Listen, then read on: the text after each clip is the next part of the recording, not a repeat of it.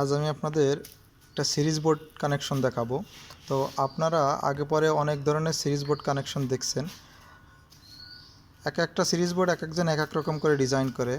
তো আমরা আজকে আমরা কম্বাইন্ড সকেট দিয়ে সিরিজ বোর্ড ডিজাইন করেছি এবং এখানে দেখতে পাচ্ছেন যে সব বিষয় রাখা হয়েছে। তো অন্যান্য সিরিজ বোর্ড দেখবেন যে একদম সিম্পলি করে, অনেক কিছু থাকে না। তো আমরা সিরিজ বোর্ডটা এমনভাবে ডিজাইন করছি, আমরা বড় ধরনের মোটর টেস্ট বা যে কোনো ইলেকট্রিক্যাল ইকুইপমেন্ট টেস্টের জন্য আমরা এই সিরিজ বোর্ডটি ব্যবহার করতে পারবো। তো সিরিজ বোর্ডটি কীভাবে ওয়্যারিং করা হয়েছে, কী ব্যবহার করা হয়েছে, আমি সেই উক্ত বিষয়টা আপনাদের সবাইকে দেখাবো। তো আপনি যদি আমার চ্যানেলে নতুন হয়ে থাকেন অবশ্যই চ্যানেলটি সাবস্ক্রাইব করবেন এবং ভিডিওটি ভালো লাগলে লাইক দিবেন। তো চলুন দেখা যাক সিরিজ বোর্ডটি কীভাবে ব্যবহার হবে। তো প্রথমে আমরা এখানে একটা মেন সুইচ রাখছি, দেখতে পাচ্ছেন মেন সুইচ। লাইনটা যখন আসবে এই মেন সুইচটাই আমাদের মূলত যদি কোনো ফল্ট করে বা কোনো কিছু হয় মেন সুইচটা পড়ে যাবে, তার জন্য সেফটির জন্য আমরা মেন সুইচটা রাখছি। তো আর একটা বিষয় দেখেন, একটা ডাবল পোল একটা সুইচ রাখছি, এখানে একটা ডাইরেক্টের জন্য রাখছি। ডাইরেক্টটা দেখেন, যদি আমরা কোনো এই সিরিজ বোর্ডে একটা এনার্জি বাল্ব বা একটা কোনো ধরনের এলইডি বাল্ব কেটে গেছে কিনা বা চেক করতে আনি, দেন এই ক্ষেত্রে আমরা এই সুইচটা ব্যবহার করতে পারবো। দেখেন সুইচটা ব্যবহার করলাম, তাহলে এই বাল্বটি জ্বলতেছে এই সুইচের মাধ্যমে। পরবর্তী সুইচটা দেখতে পাচ্ছেন, এটা হচ্ছে সিরিজের সুইচ। আমাদের এইখানে যেটা দেখতে পাচ্ছেন সকেটটা, এটা হচ্ছে সিরিজের জন্য রাখা, আর পাশে যেটা এটা ডাইরেক্ট একটা সকেট রাখা।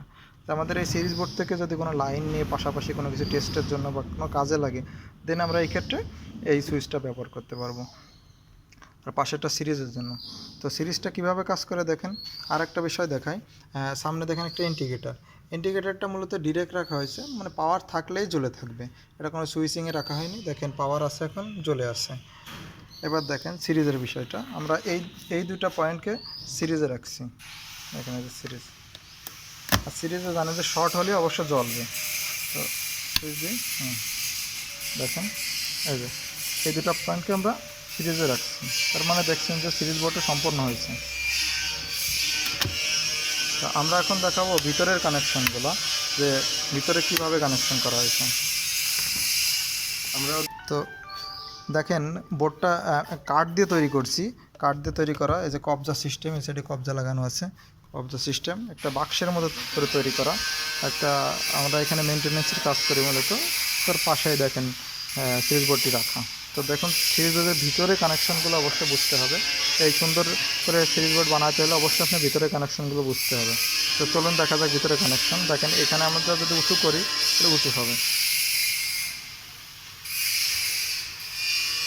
তো এটা হচ্ছে ভিতরের কানেকশন। দেখে প্রথমে মনে হচ্ছে মাথা ঘোরাবে, কিন্তু আসলে না, আমি আপনাদের সবাইকে ক্লিয়ার করতে চাই যে কীভাবে সিরিজ বোর্ডটি কানেকশন হয়েছে।